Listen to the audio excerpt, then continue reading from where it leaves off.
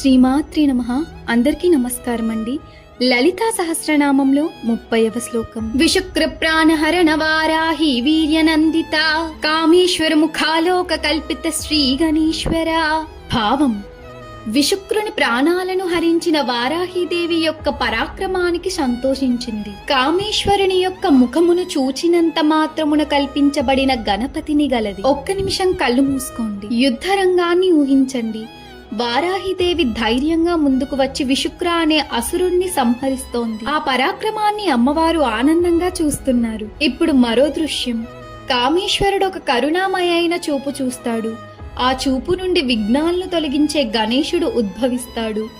ఆయన అన్ని అడ్డంకులను తొలగించే శక్తిగా నిలుస్తాడు. ఈ శ్లోకం మనకి ఏం చెబుతోంది అంటే, మన జీవితంలో విజయం రావాలి అంటే ముందుగా అడ్డంకులు తొలగాలి. అందుకే గణేశుడి స్థానం ఎంతో ముఖ్యమైనది. ఏ పనినైనా ప్రారంభించే ముందు మనం మనలో ఉన్న అడ్డంకులను తొలగించాలి. అవే భయం, సందేహం, అలసత్వం. ఇవే నిజమైన విఘ్నాలు. ఈ రోజు మనం మన జీవితంలో ఉన్న ఒక అడ్డంకిని గుర్తించి దాన్ని తొలగించే ప్రయత్నం చేద్దాం. లలిత అమ్మవారి కృప మన అందరిపై ఉండాలని, ఆమె మన జీవితంలో అన్ని విఘ్నాలను తొలగించాలని ప్రార్థిస్తున్నాను. శ్రీమాత్రే నమః.